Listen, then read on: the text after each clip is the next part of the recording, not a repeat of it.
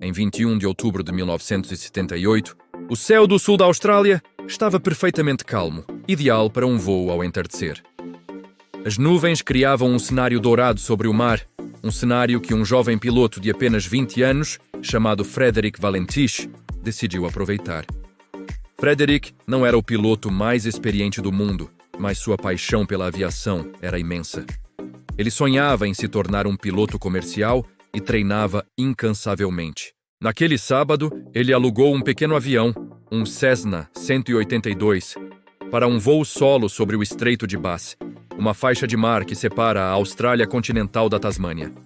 Essa região já era conhecida por seus ventos fortes, águas profundas e, para alguns, por histórias estranhas.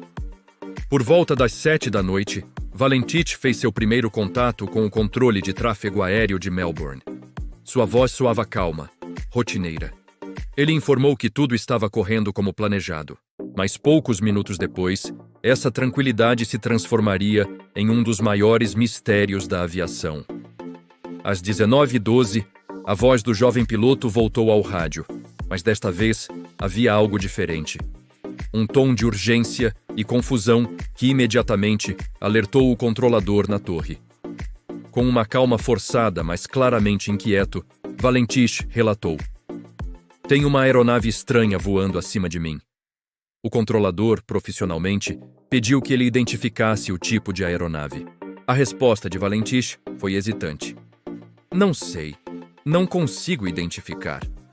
Ele descreveu o objeto como algo com 4 luzes brilhantes, que se moviam de uma maneira completamente diferente de qualquer avião convencional. Segundo ele, o objeto se deslocava em altíssima velocidade e realizava manobras que pareciam impossíveis de acompanhar. A torre de controle, agora intrigada, perguntou se ele tinha certeza de que era uma aeronave. A resposta de Valentich foi ainda mais perturbadora. "Não é um avião." O que estava acontecendo lá em cima, a mais de 1.000 metros de altitude? A situação escalou rapidamente. O jovem piloto relatou que o objeto passou por cima dele, tão perto que quase tocou seu próprio avião. Sua voz, agora mais tensa, descreveu a cena. "Agora está orbitando acima de mim. Está me observando." Imagine o pânico. Você está sozinho, em uma pequena aeronave, sobre o oceano escuro. E algo desconhecido está brincando de gato e rato com você no céu. O objeto se aproximava, se afastava e mudava de direção com uma agilidade que desafiava as leis da física conhecidas em 1978.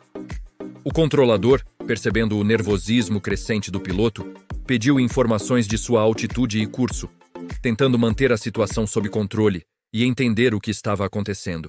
Valentich tentava responder, mas sua voz ficava cada vez mais ofegante e tensa.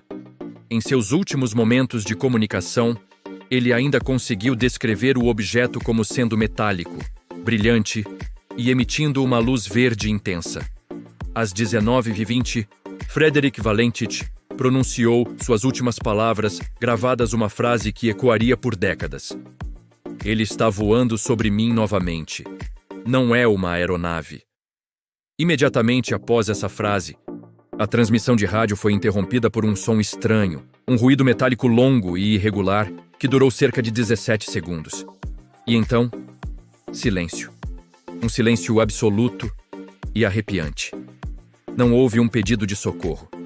Nenhum Mayday. Nenhuma explosão. Nada.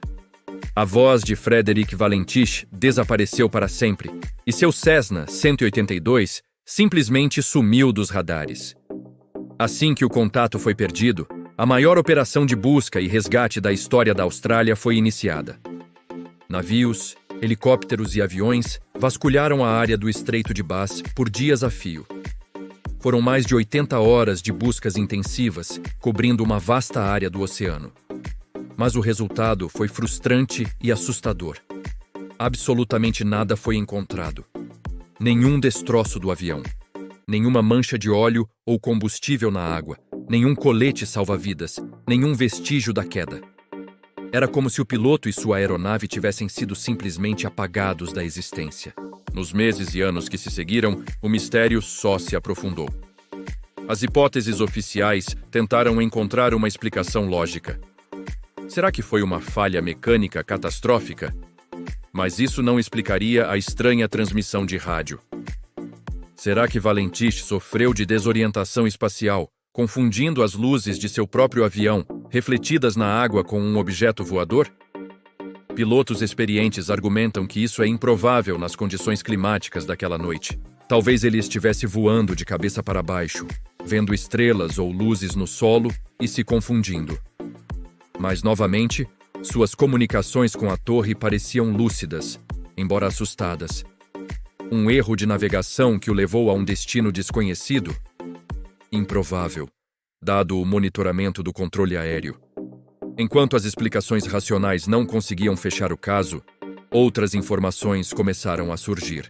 Testemunhas em terra, que não tinham nenhuma ligação com Valentich, relataram ter visto luzes verdes misteriosas no céu naquela mesma noite, na mesma região e no mesmo horário do desaparecimento. Outras pessoas, incluindo pescadores e moradores da costa, disseram ter observado objetos brilhantes e não identificados se movendo de forma errática perto do Estreito de Bass. Essas testemunhas reforçaram a narrativa de Frederick, sugerindo que ele realmente viu algo extraordinário antes de desaparecer. O caso Valentich se tornou um fenômeno. O pai do piloto, Guido Valentich, passou o resto de sua vida procurando por respostas, convencido de que seu filho foi levado por um OVNI. Ele apontava para o fascínio de Frederick pelo assunto e acreditava que o jovem não teria inventado uma história como aquela. O governo australiano, após uma investigação formal, classificou o desaparecimento como sem solução. O relatório oficial concluiu que a razão para o desaparecimento não pôde ser determinada, deixando a porta aberta para todas as especulações. Até hoje, o incidente Valentich permanece como um dos arquivos não resolvidos mais intrigantes e bem documentados da ufologia e da aviação. A gravação de áudio da conversa entre Frederick e a torre de controle de Melbourne é uma peça de evidência arrepiante. Um registro de 6 minutos que captura a confusão, o medo e o mistério de um homem enfrentando o desconhecido. O que realmente aconteceu com Frederick Valentich e seu Cessna naquela noite de outubro de 1978? Ele foi vítima de um fenômeno inexplicável, uma tecnologia avançada que o encontrou sobre as águas escuras do Estreito de Bass? Ou existe uma explicação mais mundana que ainda não descobrimos? O mistério continua, e a ausência de destroços torna o caso ainda mais fascinante. É uma história que nos lembra que, mesmo em nosso mundo moderno e tecnológico, ainda existem coisas que simplesmente não conseguimos explicar.